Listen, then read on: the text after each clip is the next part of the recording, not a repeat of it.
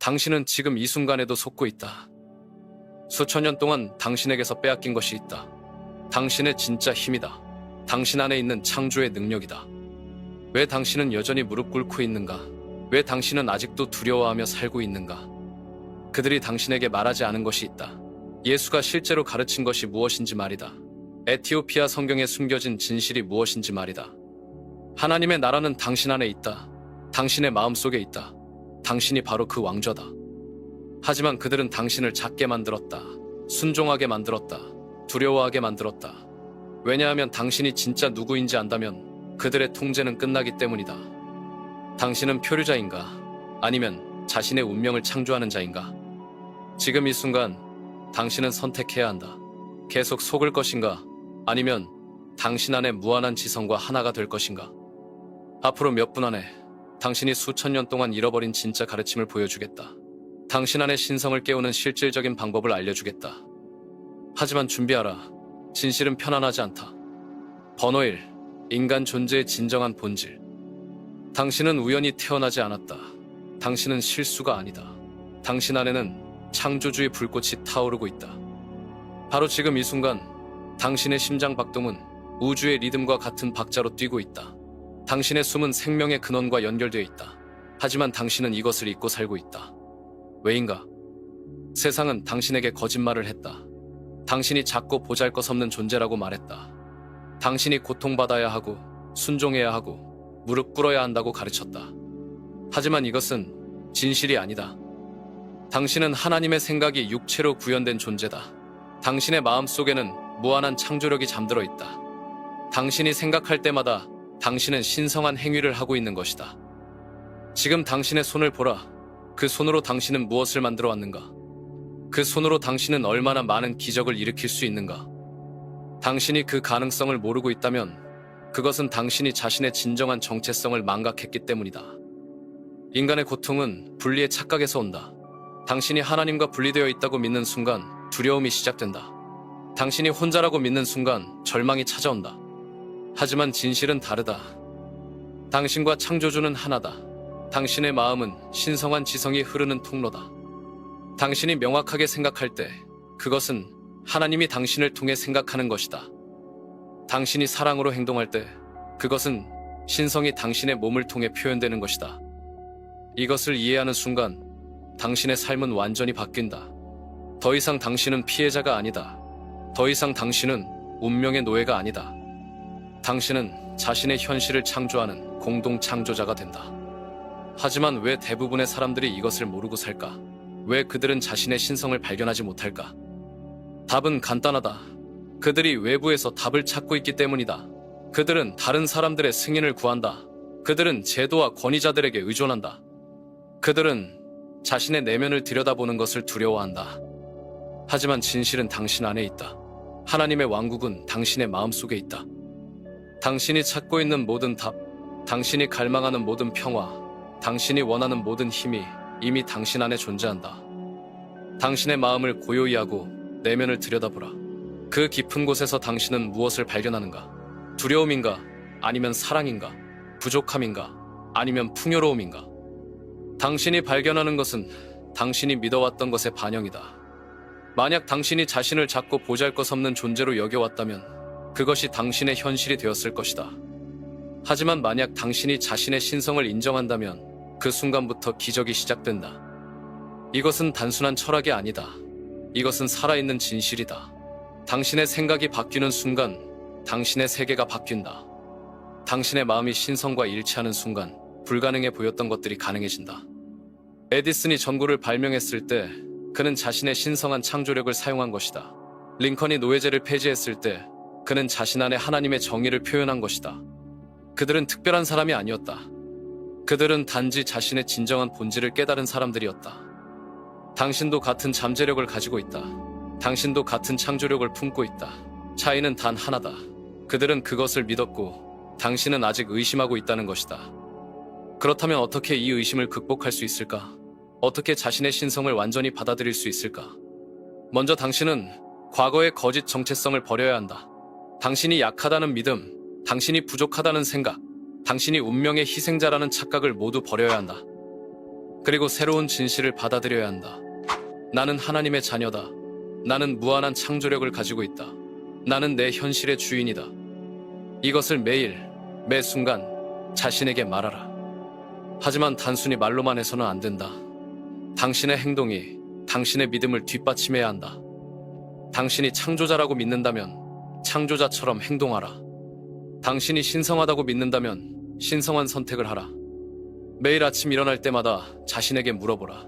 오늘 나는 어떻게 나의 신성을 표현할 것인가? 오늘 나는 어떻게 하나님의 사랑을 세상에 드러낼 것인가? 그리고 그 답에 따라 행동하라. 작은 행동이라도 좋다. 누군가에게 친절을 베풀거나 자신의 재능을 발전시키거나 두려움 대신 사랑을 선택하는 것만으로도 충분하다. 시간이 지나면서 당신은 놀라운 변화를 경험하게 될 것이다. 당신의 삶에 더 많은 조화가 찾아올 것이다. 당신이 필요로 하는 것들이 자연스럽게 당신에게 흘러올 것이다. 당신은 더 이상 세상과 싸우지 않고 세상과 함께 춤추게 될 것이다. 이것이 바로 당신의 진정한 본질이다. 당신은 하나님의 완벽한 표현이다. 당신은 사랑으로 만들어진 존재다. 당신은 기적을 일으킬 수 있는 능력을 가지고 있다.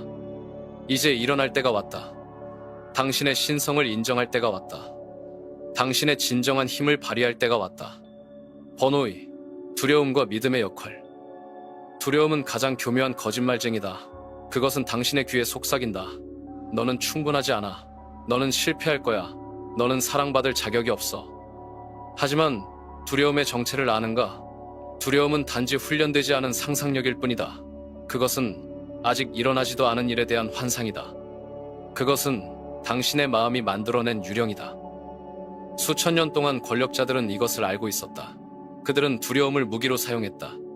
사람들을 통제하는 가장 쉬운 방법이 두려움을 심는 것이라는 걸 알았다. 지옥불을 두려워하라. 신의 분노를 두려워하라. 가난을 두려워하라.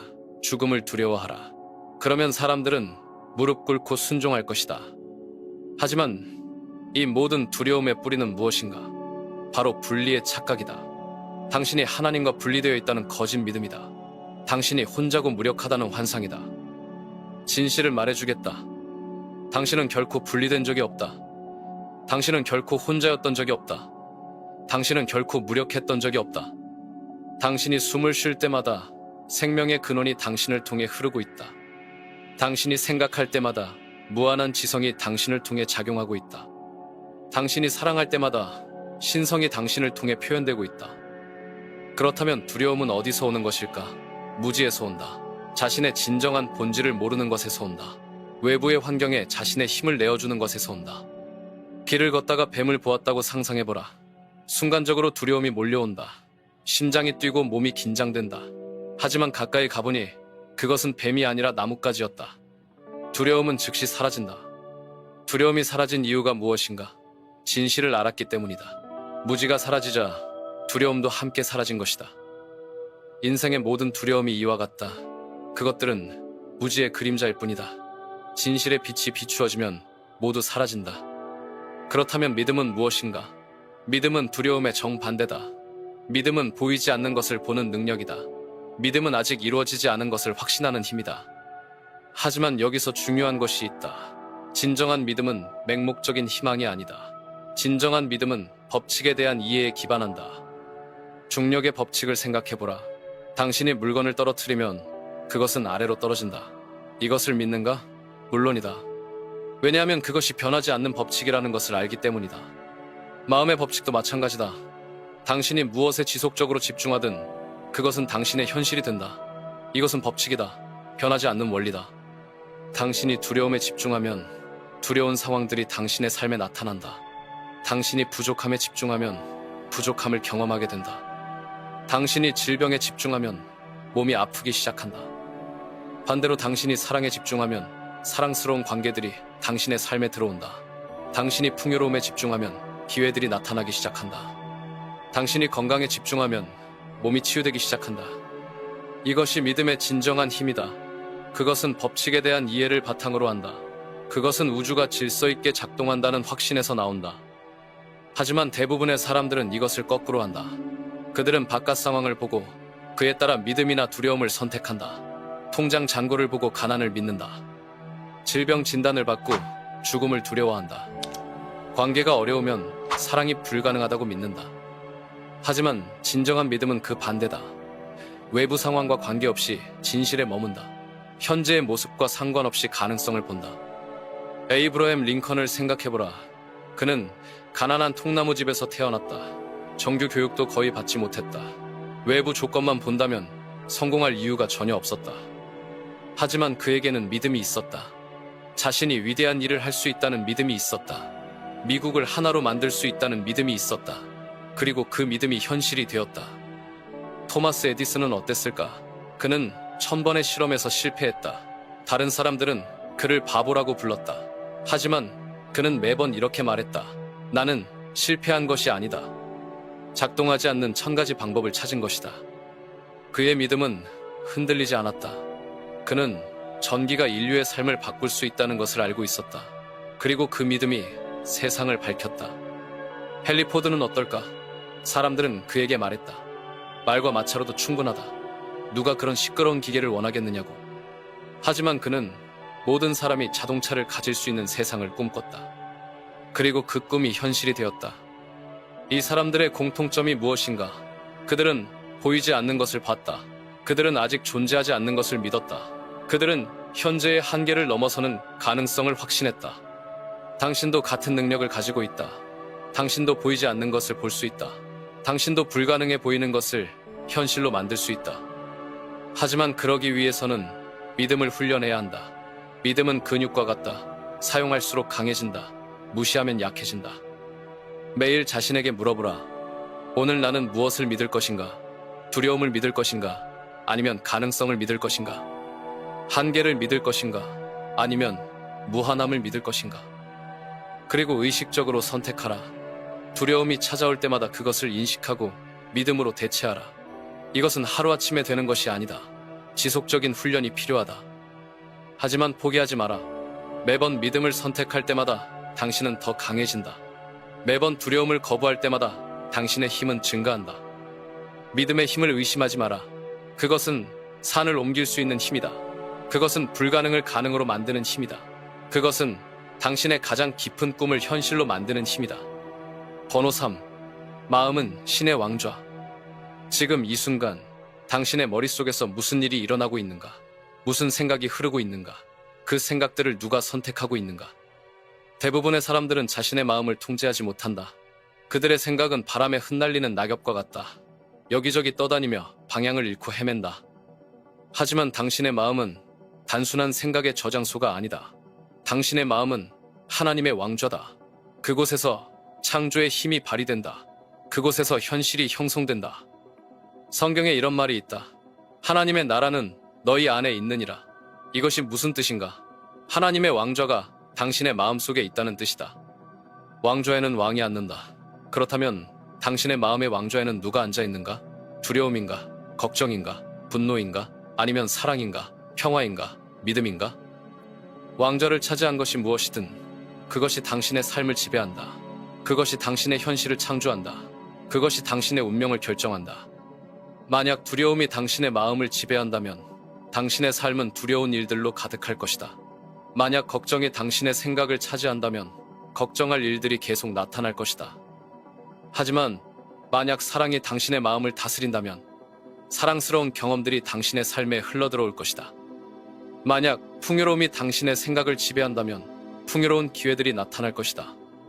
이것은 마법이 아니다. 이것은 법칙이다. 마음의 법칙, 끌어당김의 법칙, 창조의 법칙이다. 당신이 무엇에 주의를 기울이든 그것은 확대된다. 당신이 무엇에 집중하든 그것은 당신의 현실이 된다. 이것을 아는가? 아침에 일어나서 거울을 본다고 상상해보라. 주름이 보인다. 흰머리가 보인다. 순간적으로 나이 듦을 걱정한다.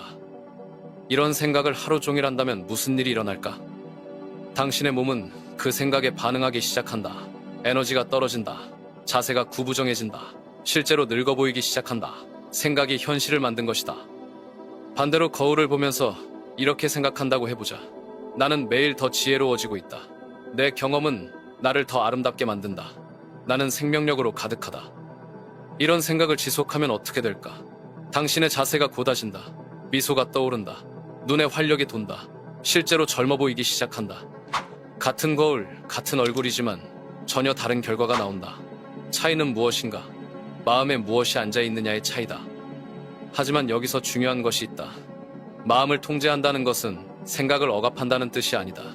그것은 의식적으로 선택한다는 뜻이다. 부정적인 생각이 떠오르는 것은 자연스럽다. 문제는 그 생각에 머물러 있는 것이다. 그 생각을 키우고 반복하는 것이다. 부정적인 생각이 떠오르면 어떻게 해야 할까? 먼저 인식하라. 아, 지금 두려운 생각이 떠오르고 있구나. 아, 지금 걱정이 시작되고 있구나. 그 다음, 의식적으로 다른 것을 선택하라. 두려움 대신 용기를 선택하라. 걱정 대신 믿음을 선택하라. 부족함 대신 풍요로움을 선택하라. 이것이 마음을 다스리는 방법이다. 이것이 당신의 왕좌를 되찾는 방법이다. 집중된 주의력의 힘을 과소평가하지 마라. 그것은 세상을 바꿀 수 있는 힘이다. 아르키메데스는 이렇게 말했다. 내게 지렛대를 놓을 받침점을 다오. 그러면 지구를 들어 올리겠다. 당신의 집중된 주의력이 바로 그 지렛대다. 당신의 의식적인 선택이 바로 그 받침점이다. 에디슨이 전구를 발명할 때 그는 수천 번의 실패를 경험했다. 하지만 그의 주의력은 흔들리지 않았다. 그는 계속해서 해결책에 집중했다. 그 집중된 의도가 결국 세상을 밝혔다. 라이트 형제가 하늘을 날 때 모든 사람들이 불가능하다고 말했다. 하지만 그들의 마음은 하늘에 고정되어 있었다. 그들은 매일 비행하는 꿈을 꿨다. 그 꿈이 현실이 되었다. 마리 퀴리가 라듐을 발견할 때 그녀는 몇 년 동안 실험을 반복했다. 주변 사람들은 그녀를 미쳤다고 했다. 하지만 그녀의 주의력은 목표에 고정되어 있었다. 그 집중이 과학의 새로운 문을 열었다. 이 사람들의 공통점이 무엇인가? 그들은 자신의 마음을 통제했다. 그들은 산만함을 허용하지 않았다. 그들은 목표에 집중된 주의력을 유지했다. 당신도 같은 능력을 가지고 있다. 당신도 자신의 마음을 다스릴 수 있다. 당신도 집중된 주의력을 통해 기적을 일으킬 수 있다. 하지만 현대 세계는 당신의 주의력을 빼앗으려고 한다. 소셜미디어, 뉴스, 광고, 가십들이 끊임없이 당신의 마음을 산만하게 만든다. 이 모든 잡음들이 무엇을 하는가? 당신의 힘을 분산시킨다. 당신의 에너지를 낭비시킨다. 당신을 왕좌에서 끌어내린다. 그렇기 때문에 의식적인 선택이 더욱 중요하다. 당신은 매 순간 선택해야 한다.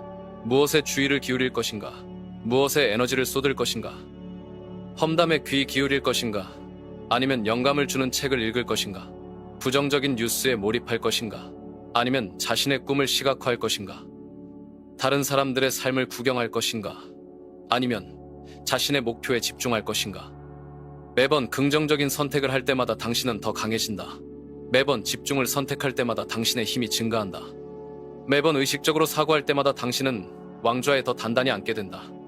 마음을 다스리는 것은 하루아침에 되는 일이 아니다. 그것은 평생의 훈련이다. 하지만 그 노력은 충분히 가치가 있다.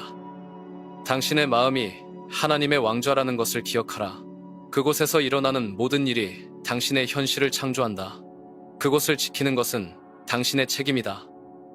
오늘부터 당신의 마음을 더 주의 깊게 관찰하라. 어떤 생각들이 떠오르는가? 그 생각들이 당신을 어디로 이끌고 있는가? 당신이 원하는 방향인가? 그리고 의식적으로 선택하라. 당신의 왕좌에 사랑을 모셔라. 믿음을 안쳐라. 풍요로움을 모셔라. 그러면 당신의 삶이 그에 따라 변할 것이다. 번호사, 영적 실천과 일상적 확언. 말에는 창조의 힘이 있다. 당신이 입으로 내뱉는 모든 단어는 보이지 않는 힘을 가지고 있다. 그 힘은 현실을 형성한다. 그 힘은 운명을 결정한다. 성경에 이런 말이 있다. 태초에 말씀이 있었다. 말씀이 하나님과 함께 있었다. 말씀이 하나님이었다. 이것이 무슨 뜻인가? 말씀, 즉 언어가 창조의 근본적인 힘이라는 뜻이다. 하나님이 세상을 창조할 때 어떻게 하셨는가? 빛이 있으라고 말씀하셨다. 그러자 빛이 있었다. 말씀으로 창조하신 것이다. 당신도 매일 말씀으로 창조하고 있다.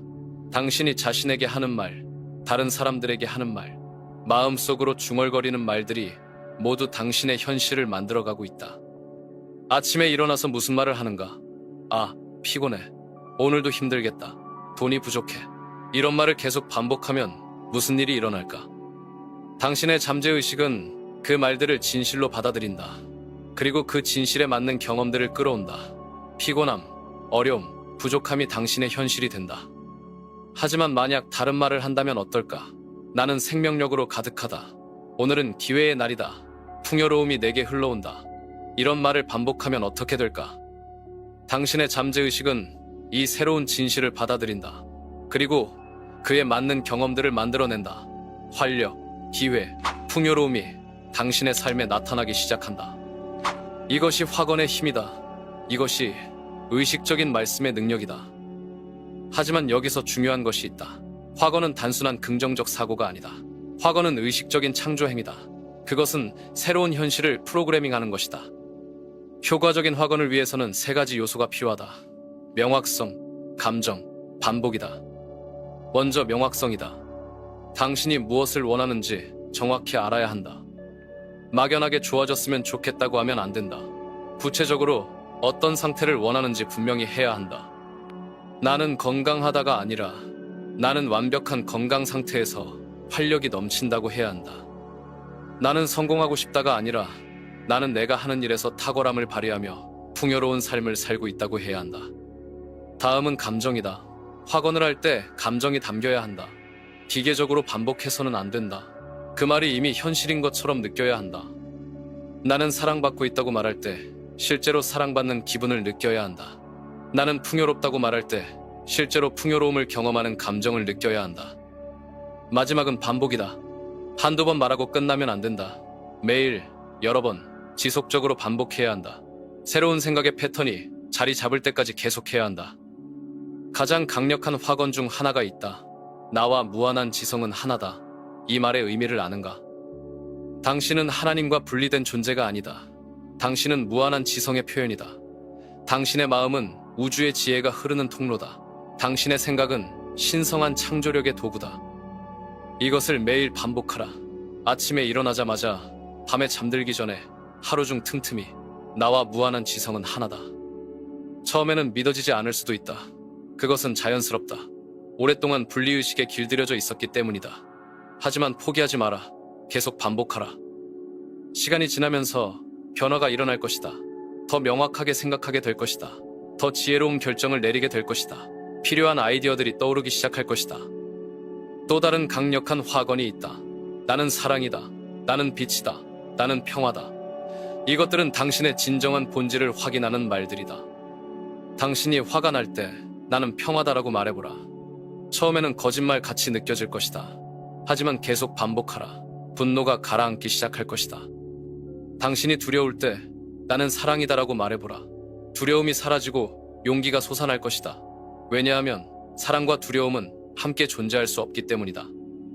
당신이 절망할 때 나는 빛이다라고 말해보라. 희망이 되살아날 것이다. 해결책이 보이기 시작할 것이다. 빛이 어둠을 몰아내듯이 당신의 내면의 빛이 절망을 사라지게 할 것이다. 하지만 확언만으로는 충분하지 않다. 행동이 따라야 한다. 당신의 행동이 당신의 확언을 뒷받침해야 한다. 나는 풍요롭다고 말하면서 돈을 아껴 쓰기만 한다면 효과가 없다. 풍요로운 마음으로 관대하게 베풀어야 한다. 나는 건강하다고 말하면서 몸을 학대한다면 의미가 없다.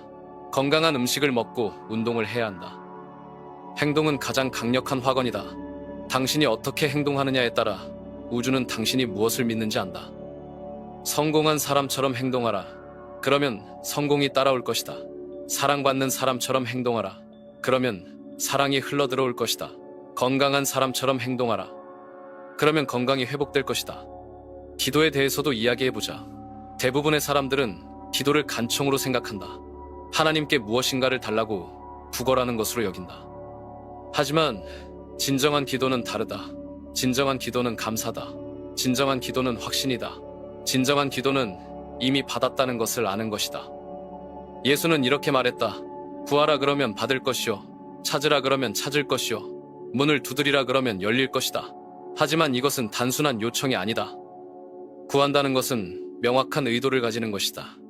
찾는다는 것은 적극적으로 행동하는 것이다. 문을 두드린다는 것은 포기하지 않고 지속하는 것이다. 그리고 가장 중요한 것은 이미 받았다는 확신을 가지는 것이다. 미래에 받을 것이라고 희망하는 것이 아니라 지금 이 순간 이미 받았다고 아는 것이다. 이것이 믿음의 기도다. 이것이 창조의 기도다. 이것이 응답받는 기도다. 매일 시간을 내어 이런 기도를 하라. 감사의 기도를, 확신의 기도를, 이미 받았다는 것을 아는 기도를 하라. 하나님, 감사합니다. 제가 필요로 하는 모든 것이 이미 제게 주어져 있음을 압니다. 저는 사랑받고 있고, 보호받고 있고, 인도받고 있습니다. 제 삶은 기적으로 가득합니다. 이런 기도를 매일 하라. 그리고 그 확신을 가지고 하루를 살아가라. 기적들이 일어나기 시작할 것이다. 번호, 제도에 의한 믿음의 왜곡 비판. 수천 년 동안 당신은 속아왔다. 진실이 왜곡되었다. 힘이 빼앗겼다. 그리고 가장 큰 비극은 당신이 그것을 신성한 가르침이라고 믿도록 만들어졌다는 것이다. 종교 제도들이 무엇을 했는가? 그들은 당신의 신성을 부정했다. 당신이 죄인이라고 가르쳤다. 당신이 태생적으로 악하다고 말했다. 당신이 구원받기 위해서는 그들의 중재가 필요하다고 주장했다. 하지만 이것은 거짓이다. 당신은 죄인이 아니다. 당신은 하나님의 완벽한 창조물이다. 당신은 신성한 존재다. 당신에게는 중재자가 필요하지 않다. 예수가 진짜로 가르친 것이 무엇인지 아는가? 하나님의 나라는 너희 안에 있다고 했다. 너희도 하나님이라고 했다. 내가 하는 일을 너희도 할 수 있고 더 큰 일도 할 수 있다고 했다. 이것이 원래 메시지였다. 당신의 내면에 신성이 있다. 당신은 창조의 힘을 가지고 있다. 당신은 기적을 일으킬 수 있다. 하지만 권력자들은 이 메시지를 용납할 수 없었다. 왜냐하면 사람들이 자신의 신성을 깨닫는다면 더 이상 그들을 필요로 하지 않을 것이기 때문이다. 그래서 그들은 메시지를 바꿨다. 겸손을 가르쳤지만 그것은 굴복을 의미했다. 순종을 가르쳤지만 그것은 맹목적 복종을 의미했다. 사랑을 가르쳤지만 그것은 희생을 의미했다. 가난을 성스러운 것으로 만들었다.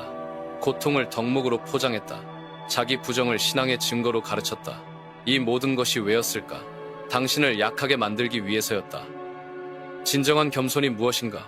자신을 낮추는 것이 아니다. 자신의 진정한 근원을 아는 것이다. 나는 하나님의 자녀다. 나는 신성한 존재다. 하지만 그 힘은 내 것이 아니라 나를 통해 흐르는 것이다. 이것이 진정한 겸손이다. 자신의 위대함을 인정하면서도 그 근원이 자아가 아니라 무한한 지성임을 아는 것이다. 진정한 순종이 무엇인가? 외부의 권위에 맹목적으로 따르는 것이 아니다. 내면의 신성한 인도를 따르는 것이다. 자신의 양심의 소리를 듣는 것이다. 사랑의 충동에 순종하는 것이다. 진정한 사랑이 무엇인가? 자신을 희생하는 것이 아니다. 자신의 최고의 모습을 표현하는 것이다. 다른 사람들이 그들의 신성을 발견하도록 돕는 것이다. 세상에 빛을 가져오는 것이다. 하지만 제도들은 이 모든 것을 뒤바꿔 놓았다. 왜냐하면 깨어난 사람들은 통제하기 어렵기 때문이다. 자신의 힘을 아는 사람들은 조종당하지 않기 때문이다. 그래서 그들은 두려움을 사용했다. 지옥불의 두려움, 신의 분노에 대한 두려움, 영원한 저주에 대한 두려움을 심었다. 그리고 사람들은 두려움 때문에 자신의 힘을 포기했다. 하지만 사랑에는 두려움이 없다. 완전한 사랑은 두려움을 내쫓는다. 당신이 자신의 신성을 깨달을 때 두려움은 사라진다. 왜냐하면 두려워할 것이 아무것도 없다는 것을 알기 때문이다. 지옥이 무엇인가? 그것은 장소가 아니다. 그것은 의식 상태다. 자신의 신성을 부정하고 분리감 속에서 사는 것이 지옥이다. 두려움과 미움과 절망 속에서 사는 것이 지옥이다. 천국이 무엇인가? 그것도 장소가 아니다. 그것도 의식 상태다. 자신의 신성을 받아들이고 사랑 속에서 사는 것이 천국이다. 평화와 기쁨과 풍요로움 속에서 사는 것이 천국이다. 당신은 지금 당장 천국을 선택할 수 있다. 외부의 조건이 바뀔 때까지 기다릴 필요가 없다. 죽고 나서 갈 곳을 기다릴 필요가 없다. 지금 이 순간 천국의 의식을 선택할 수 있다. 에티오피아 성경을 보라. 그곳에는 삭제되지 않은 진실들이 남아있다. 예수의 원래 가르침이 보존되어 있다. 인간의 신성에 대한 메시지가 살아있다. 거기에는 이렇게 적혀있다. 너희는 신들이며 지극히 높으신 이의 아들들이라. 이것이 원래 메시지다. 이것이 감춰진 진실이다. 당신은 신이다. 작은 신이 아니라 유일신의 완벽한 표현이다. 당신은 창조의 힘을 가지고 있다. 당신은 기적을 일으킬 수 있다. 당신은 사랑을 체현할 수 있다. 하지만 제도들은 이것을 신성모독이라고 불렀다. 왜냐하면 사람들이 이것을 안다면 더 이상 제도에 의존하지 않을 것이기 때문이다. 그들은 중재자가 되고 싶어 했다. 하나님과 인간 사이의 다리 역할을 하고 싶어 했다. 하지만 진실은 다리가 필요 없다는 것이다. 당신은 이미 연결되어 있다. 당신은 이미 하나다. 종교 제도들이 또 무엇을 했는가? 그들은 교리를 만들었다. 복잡한 규칙들을 만들었다. 의식들을 만들었다. 그리고 이것들을 따라야만 구원받을 수 있다고 가르쳤다. 하지만 구원이 무엇인가? 그것은 외부에서 주어지는 것이 아니다. 그것은 내부에서 깨닫는 것이다. 자신의 진정한 본질을 기억하는 것이다. 자신이 결코 잃어버린 적이 없었다는 것을 아는 것이다. 당신은 이미 완전하다. 당신은 이미 거룩하다. 당신은 이미 사랑받고 있다. 이것을 깨닫는 순간이 구원이다. 어떤 교리도, 어떤 의식도, 어떤 중재자도 필요하지 않다. 단지 깨어나기만 하면 된다. 진실을 기억하기만 하면 된다. 그렇다면 진정한 영성이 무엇인가? 그것은 교회에 가는 것이 아니다. 그것은 매일 자신의 신성을 표현하는 것이다. 사랑으로 행동하는 것이다. 창조적으로 사는 것이다. 다른 사람들에게 희망을 주는 것이다. 진정한 기도가 무엇인가? 그것은 무릎 꿇고 구걸하는 것이 아니다. 그것은 감사하는 것이다. 그것은 자신의 비전을 선언하는 것이다. 그것은 사랑의 에너지를 세상에 보내는 것이다. 진정한 예배가 무엇인가? 그것은 건물 안에서 하는 것이 아니다. 그것은 매 순간 자신의 최고의 모습을 표현하는 것이다. 그것은 일상의 모든 행동을 신성한 행위로 만드는 것이다. 이제 진실을 마주할 때가 왔다. 당신은 속아왔다. 당신의 힘이 빼앗겨왔다. 하지만 그것을 되찾을 수 있다. 어떻게? 외부의 권위에 의존하는 것을 멈춰라. 내면의 목소리를 들어라. 자신의 신성을 인정하라. 자신의 창조력을 사용하라. 당신에게는 구루가 필요하지 않다. 당신에게는 구세주가 필요하지 않다. 당신 자신이 자신의 구원자다. 당신 자신이 자신의 선생이다. 당신 자신이 자신의 신이다. 이것이 감춰진 진실이다. 이것이 억압된 가르침이다. 이제 그것을 받아들일 때가 왔다. 번호 6. 인간 조건과 비표류자의 길. 세상에는 두 종류의 사람이 있다. 표류자와 비표류자. 당신은 어느 쪽인가? 표류자는 바람에 흩날리는 나무잎과 같다. 방향이 없다. 목적이 없다. 환경에 따라 이리저리 흔들린다. 다른 사람들의 의견에 좌우된다. 자신의 삶을 스스로 결정하지 못한다. 비표류자는 강력한 엔진을 가진 배와 같다. 명확한 목적지가 있다. 폭풍이 와도 방향을 잃지 않는다. 파도가 쳐도 계속 전진한다. 자신의 운명을 스스로 개척한다. 당신은 어느 쪽을 선택할 것인가? 대부분의 사람들이 표류자다. 통계를 보라. 100명 중 95명이 65세가 되었을 때 경제적으로 남에게 의존한다. 100명 중 단 5명만이 경제적 자유를 얻는다. 이것은 우연이 아니다. 이것은 선택의 결과다. 표류자의 삶을 선택한 결과다. 표류자들의 특징을 보라. 그들은 명확한 목표가 없다. 그날을 살아간다. 계획이 없다. 꿈이 있어도 행동하지 않는다. 그들은 다른 사람들의 말에 쉽게 영향받는다. 너는 안 될 거야 라는 말을 들으면 포기한다. 비난을 받으면 주저앉는다. 칭찬을 받으면 우쭐해한다. 그들은 변명을 잘한다. 시간이 없어서, 돈이 없어서, 조건이 안 좋아서, 운이 없어서. 항상 외부 조건을 탓한다.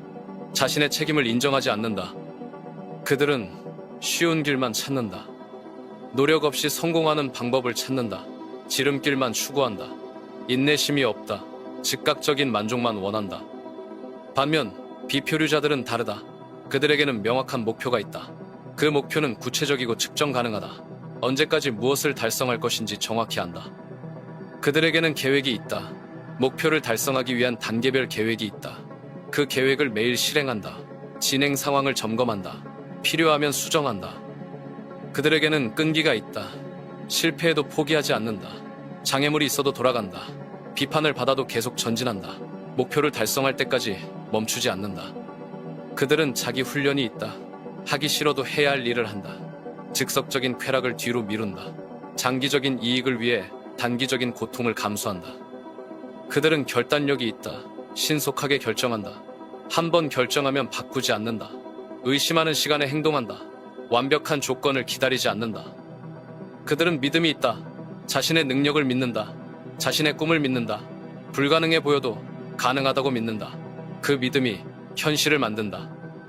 그들은 기대를 초과하는 실천을 한다. 요구받은 것보다 더 많이 한다. 의무보다 더 많은 가치를 제공한다. 항상 최선을 다한다. 그래서 더 많은 기회가 온다. 링컨을 보라. 그는 가난한 농부의 아들이었다. 정규 교육을 1년도 받지 못했다. 선거에서 여러 번 졌다. 사업에서도 실패했다. 하지만 그는 표류자가 아니었다. 그에게는 꿈이 있었다. 미국을 하나로 만드는 꿈이 있었다. 그는 그 꿈을 포기하지 않았다. 계속 공부했다. 계속 도전했다. 마침내 대통령이 되었다. 에디슨을 보라. 그는 정규 교육을 3개월밖에 받지 못했다. 선생님은 그를 너무 바보라고 했다. 첫 번째 발명품들은 모두 실패했다. 하지만 그는 비표류자였다. 그에게는 세상을 밝히겠다는 목표가 있었다. 그는 1만 번의 실험을 했다. 1만 번의 실패를 경험했다. 하지만 포기하지 않았다. 마침내 전구를 발명했다. 카네기를 보라. 그는 가난한 이민자의 아들이었다. 13세에 일을 시작했다. 교육받을 기회가 거의 없었다. 하지만 그는 표류자가 아니었다. 그에게는 부와 성공에 대한 명확한 비전이 있었다. 그는 매일 그 비전을 향해 행동했다. 기회를 놓치지 않았다. 마침내 세계 최고의 부자 중 하나가 되었다. 포드를 보라. 그는 농부의 아들이었다. 기계 지식이 별로 없었다. 사람들은 그의 자동차 아이디어를 비웃었다. 하지만 그는 비표류자였다. 그에게는 모든 사람이 자동차를 가질 수 있는 세상을 만들겠다는 꿈이 있었다. 그는 그 꿈을 현실로 만들었다. 자동차 시대를 열었다. 이 사람들의 공통점이 무엇인가? 그들은 모두 어려운 환경에서 시작했다. 그들에게는 특별한 유리한 조건이 없었다. 하지만 그들은 비표류자의 길을 선택했다. 당신도 선택할 수 있다. 어떤 환경에서 태어났든 어떤 조건에 있든 지금부터 비표류자가 될 수 있다. 첫 번째 단계는 명확한 목표를 정하는 것이다. 당신은 무엇을 원하는가? 막연하게 성공하고 싶다고 하면 안 된다. 구체적으로 무엇을, 언제까지, 어떻게 달성할 것인지 정해야 한다. 두 번째 단계는 계획을 세우는 것이다. 목표를 달성하기 위해 어떤 단계를 거칠 것인가? 어떤 기술을 배워야 하는가? 어떤 사람들을 만나야 하는가? 어떤 자원이 필요한가? 세 번째 단계는 행동하는 것이다. 계획만 세우고 끝나면 안 된다. 매일 작은 것이라도 실행해야 한다. 완벽하지 않아도 시작해야 한다. 행동하면서 배우고 수정한다. 네 번째 단계는 끈기를 갖는 것이다. 장애물이 나타날 것이다. 실패도 할 것이다. 비판도 받을 것이다. 하지만 포기하면 안 된다. 목표를 달성할 때까지 계속해야 한다. 다섯 번째 단계는 자기 훈련을 기르는 것이다. 매일 해야 할 일을 하라. 하기 싫어도 하라. 즉석적인 쾌락보다 장기적인 이익을 선택하라. 여섯 번째 단계는 믿음을 갖는 것이다. 자신을 믿어라. 자신의 꿈을 믿어라. 불가능해 보여도 가능하다고 믿어라. 그 믿음이 기적을 만든다. 일곱 번째 단계는 기대를 초과하는 것이다. 요구받은 것보다 더 많이 하라. 의무보다 더 많은 가치를 제공하라. 그러면 더 큰 기회가 온다. 이것이 비표류자의 7원칙이다. 이것을 실천하는 사람은 어떤 환경에서도 성공할 수 있다. 이것을 무시하는 사람은 어떤 조건이 좋아도 실패한다. 당신은 어떤 선택을 할 것인가? 계속 표류할 것인가? 아니면 비표류자가 될 것인가? 번호 7. 조화와 그 보편적 적용. 혼자서는 할 수 없는 일이 있다. 아무리 재능이 뛰어나고 아무리 의지가 강해도 어떤 일들은 반드시 다른 사람들과 함께 해야만 이룰 수 있다. 이것이 조화의 힘이다. 이것이 협력의 마법이다.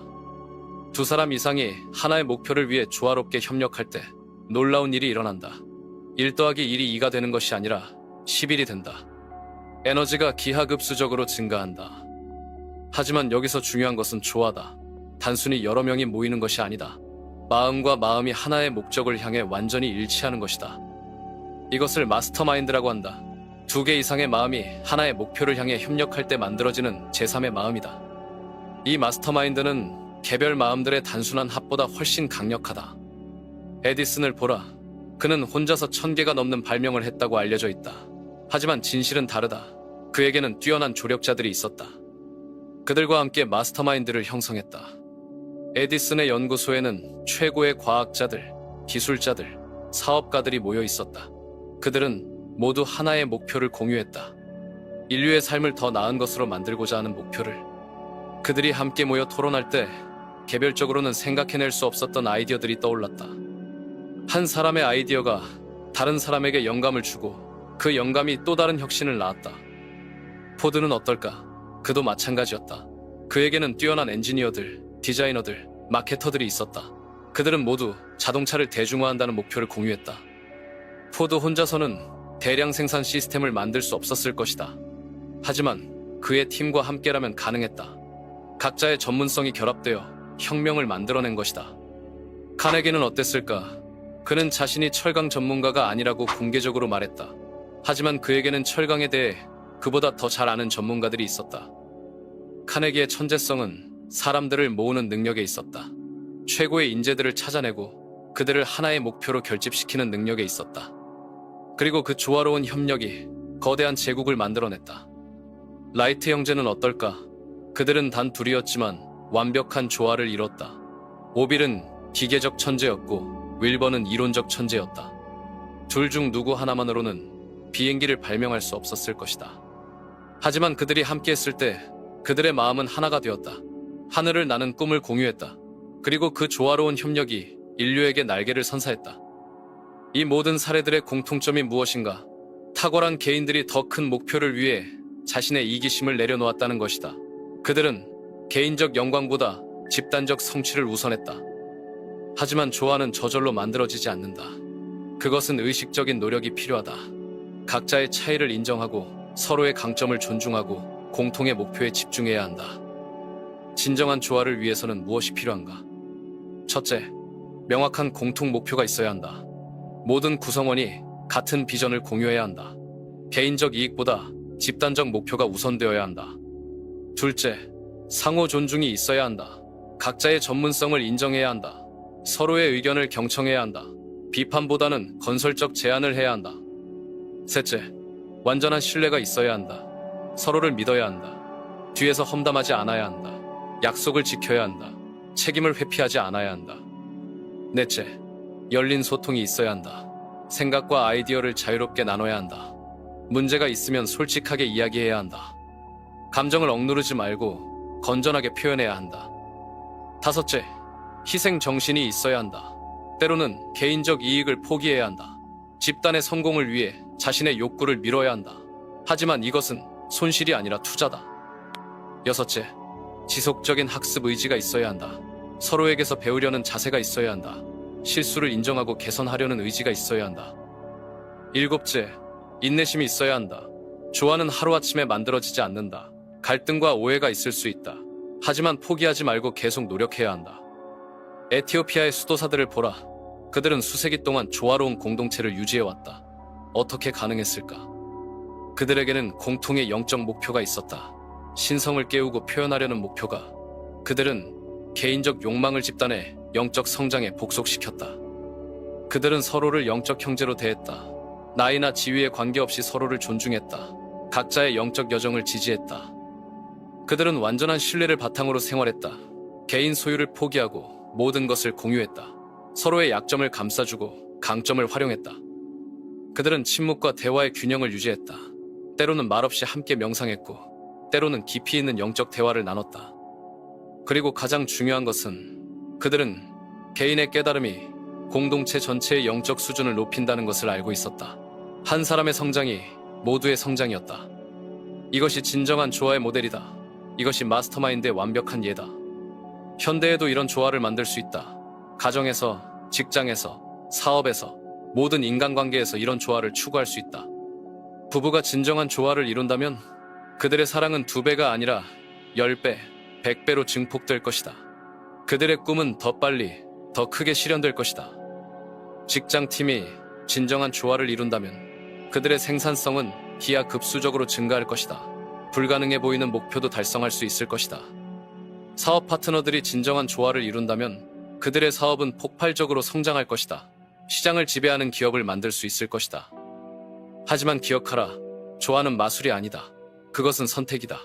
매일, 매 순간 조화를 선택해야 한다. 이기심보다 협력을, 경쟁보다 상생을, 독점보다 공유를 선택해야 한다. 그리고 가장 중요한 것은 먼저 자신 안에서 조화를 이뤄야 한다는 것이다. 자신의 생각과 감정과 행동이 일치해야 한다. 자신의 꿈과 현실이 조화를 이뤄야 한다.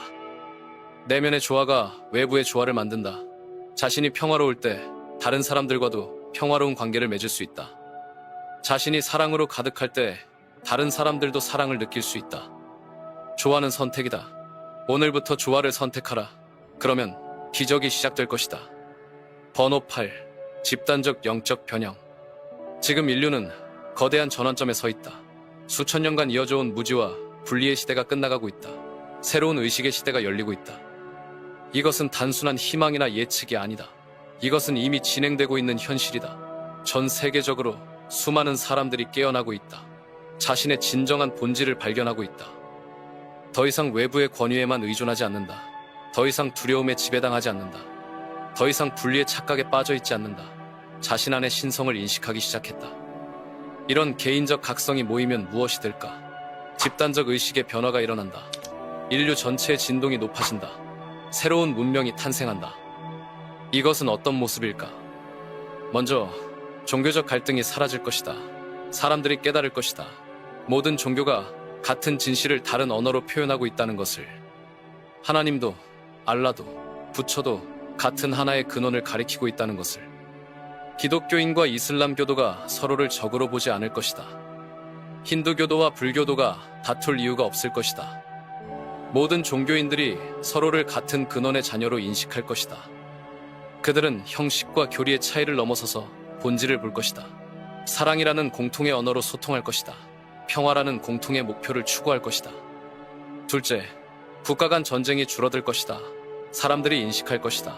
국경은 인간이 만든 선이라는 것을, 모든 인류가 하나의 가족이라는 것을. 더 이상 자국의 이익만을 추구하지 않을 것이다. 지구 전체의 웰빙을 고려할 것이다. 경쟁보다는 협력을, 독점보다는 공유를 선택할 것이다. 자원의 분배가 더 공평해질 것이다. 어떤 나라는 넘쳐나고 어떤 나라는 굶주리는 일이 줄어들 것이다. 기술과 지혜를 서로 나눌 것이다. 셋째, 환경 파괴가 멈출 것이다. 사람들이 깨달을 것이다. 지구는 우리의 집이라는 것을, 우리가 지구를 파괴하면 우리 자신을 파괴하는 것이라는 것을. 더 이상 단기적 이익을 위해 장기적 미래를 희생하지 않을 것이다. 지속 가능한 발전을 추구할 것이다. 자연과 조화를 이루며 살 것이다. 새로운 에너지 기술이 개발될 것이다. 청정하고 무한한 에너지원을 찾을 것이다. 공해 없는 세상을 만들 것이다. 넷째, 경제 시스템이 바뀔 것이다. 더 이상 소수가 부를 독점하지 않을 것이다. 더 이상 대다수가 가난에 시달리지 않을 것이다. 새로운 경제 모델이 나타날 것이다. 경쟁이 아닌 협력을 바탕으로 한 모델이, 탐욕이 아닌 나눔을 중심으로 한 모델이. 기업들은 이익만을 추구하지 않을 것이다. 사회적 책임을 다할 것이다. 직원들을 가족처럼 대할 것이다. 고객들을 진정으로 섬길 것이다. 다섯째, 교육이 혁명적으로 바뀔 것이다. 더 이상 암기 중심의 교육을 하지 않을 것이다. 더 이상 획일적인 인간을 만들려고 하지 않을 것이다. 각 개인의 독특한 재능을 발견하고 개발할 것이다. 창의성을 중시할 것이다. 영성을 가르칠 것이다. 전인적 인간을 기를 것이다. 아이들은 자신이 신성한 존재라는 것을 배울 것이다. 무한한 가능성을 가지고 있다는 것을 알 것이다. 두려움이 아닌 사랑으로 세상을 볼 것이다. 여섯째, 의료 시스템이 완전히 바뀔 것이다. 질병을 치료하는 것에서 건강을 유지하는 것으로 패러다임이 바뀔 것이다. 몸과 마음과 영혼을 통합적으로 볼 것이다. 더 이상 증상만 치료하지 않을 것이다. 근본 원인을 찾을 것이다. 자연 치유력을 활용할 것이다. 예방에 더 신경 쓸 것이다. 사람들은 자신의 몸이 신성한 성전이라는 것을 알 것이다. 몸을 존중하고 사랑할 것이다. 건강한 삶의 방식을 선택할 것이다. 일곱째, 과학과 영성이 통합될 것이다. 더 이상 둘을 대립되는 것으로 보지 않을 것이다. 둘 다 진실을 탐구하는 다른 방법이라는 것을 알 것이다. 과학자들은 의식의 힘을 연구할 것이다. 생각이 물질에 미치는 영향을 탐구할 것이다. 영성의 과학적 기반을 찾을 것이다. 영성 지도자들은 과학적 방법을 받아들일 것이다. 맹목적 믿음이 아닌 체험적 지혜를 추구할 것이다. 실용적인 영성을 가르칠 것이다. 여덟째, 새로운 형태의 정치가 나타날 것이다. 더 이상 권력을 위한 권력을 추구하지 않을 것이다. 진정한 봉사를 위한 정치를 할 것이다. 정치인들은 자신을 공복이라고 생각할 것이다.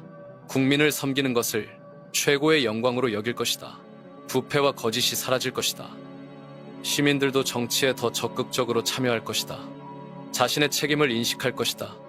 더 나은 세상을 만들기 위해 함께 노력할 것이다. 이 모든 변화의 중심에는 무엇이 있는가? 바로 의식의 변화다. 개인의 의식이 바뀌면 사회의 의식도 바뀐다. 사회의 의식이 바뀌면 문명이 바뀐다. 그렇다면 이런 변화가 언제 올까? 그것은 당신에게 달려있다.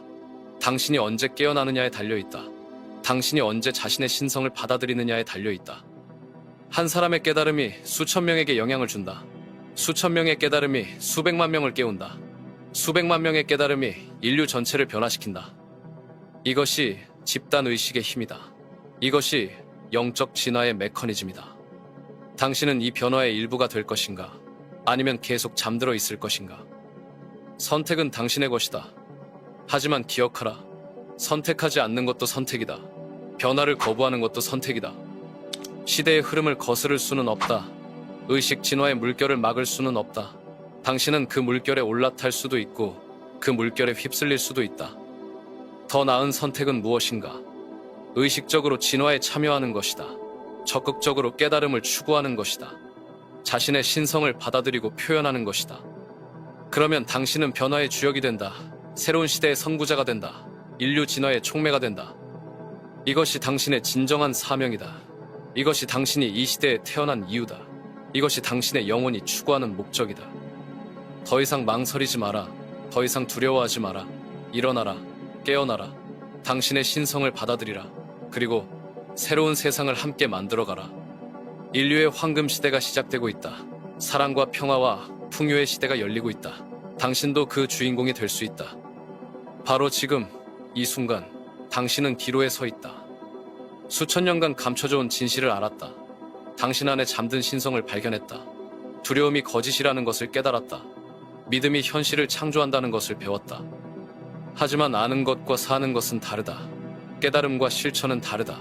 진실을 듣는 것과 진실을 살아내는 것은 완전히 다르다. 당신은 지금 무엇을 할 것인가? 다시 잠들 것인가? 다시 표류자의 삶으로 돌아갈 것인가? 다시 두려움의 노예가 될 것인가? 아니면 깨어난 상태로 살아갈 것인가? 선택은 당신의 것이다. 하지만 선택의 시간은 지금이다. 내일이 아니다. 다음 주가 아니다. 언젠가가 아니다. 바로 지금이다. 당신의 마음속에서 무언가가 바뀌기 시작했다. 오래된 믿음들이 흔들리고 있다. 새로운 가능성들이 열리고 있다. 이것을 느끼는가? 이 느낌을 놓치지 마라. 이 순간을 흘려보내지 마라. 변화는 지금 시작되어야 한다. 지금 아니면 언제? 당신은 더 이상 예전의 당신이 아니다. 당신은 더 이상 무력한 존재가 아니다. 당신은 더 이상 두려움에 지배당하는 사람이 아니다. 당신은 깨어난 존재다. 당신은 창조자다. 당신은 자신의 운명을 스스로 결정하는 사람이다. 그렇다면 무엇을 기다리고 있는가? 무엇을 망설이고 있는가? 일어나라. 당신의 신성을 받아들여라. 당신의 마음을 다스려라. 당신의 현실을 창조하라. 당신의 꿈을 실현하라. 에디슨이 망설였다면 세상은 여전히 어둠 속에 있었을 것이다.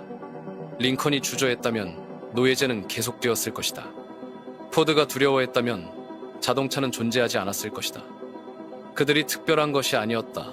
그들은 단지 자신의 신성을 믿었을 뿐이다. 그들은 단지 행동했을 뿐이다.